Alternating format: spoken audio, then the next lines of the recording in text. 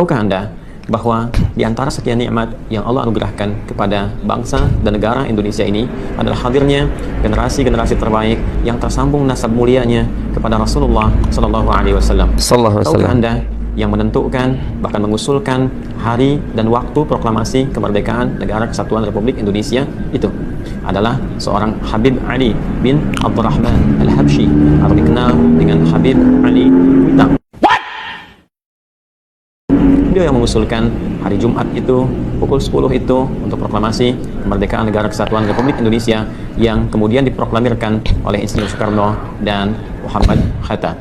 Demikian pula, tahukah Anda siapa yang mengkreasikan lambang Negara Kesatuan Republik Indonesia itu? Dialah seorang Habib, bahkan yang diabadikan dengan nama bandara terkenal di Kalimantan itu, yaitu Habib Sultan Hamid yang kedua, yaitu Habib Sultan Hamid Al-Qadri. Tapi bohong. Tahukah Anda siapakah yang menjadi bapak paskibrah di Indonesia ini? Siapakah yang menghadirkan himne tentang kemerdekaan Republik Indonesia yang dikenal dengan 17 Agustus tahun 45 itu, yang diperdengarkan bahkan oleh anak-anak SD sampai dengan orang-orang dewasa? Dialah seorang Habib yang tidak banyak diketahui, Habib Hussein Mutahhar. Garing. Garing. Di antara sekian banyak pejuang-pejuang bahkan yang berkontribusi pada hadirnya dan Negara Kesatuan Republik Indonesia ini, dialah keturunan Rasulullah SAW, sambung nasab mulianya dan perjuangan mulianya kepada baginda Rasulullah SAW. Sementara itu, di suatu dimensi yang lain, saya ingin bertanya sama Prof. Anhar. Ini banyak titipan dari peserta yang pulang, Prof. Karena tadi lama tanya jawab. Yang pertama, benarkah bendera merah putih itu konsepnya Habib Ali Kuitang? Nah, ini malah orang tertawa, teman-teman. Benarkah kemerdekaan 17 Agustus itu perintah Habib Ali Kuitang? Dan yang ketiga, benarkah lambang burung Garuda karya Habib Hamid Al-Qadri? Pertanyaan itu sebenarnya pertanyaan yang sederhana jawabnya. Jadi ketika itu diperlukan lambang negara, lalu dibentuk panitia. Panitianya, ketuanya Ki Hajar Dewantara. Lalu anggota panitianya ada Yamin, ada Sultan Hamid. Nah, lalu ada dua dari sekian banyak bahan yang masuk, dua yang diterima, Sultan Hamid sama Yamin. Tapi kemudian setelah dilihat bahwa Yamin sedikit ada kecenderungan ke Jepangan, maka kemudian diterima Sultan Hamid. Tetapi ada tetapinya, diterima, tetapi begitu Bung Karno melihat, maka dia melihat berbagai hal yang kurang tepat.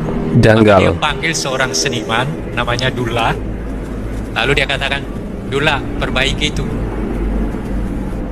Maka diperbaiki. Jadi yang kita lihat sekarang itu bukan asli dari Sultan Hamid, tetapi itu adalah perbaikan dari kehendak Presiden Soekarno yang ditugaskan kepada seorang seniman yang bernama Dullah. Faktanya seperti itu.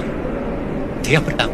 Yang kedua, saya menolak Sultan Hamid sebagai pahlawan nasional karena pada tahun 1947 pangkatnya dinaikkan dari kolonel menjadi mayor jenderal di negeri Belanda. Pada tahun itu kita diburu-buru oleh Belanda, ditembakin dan sebagainya. Dia tidur di negeri Belanda. Terima kasih, itu jawaban saya. Bendera merah putih?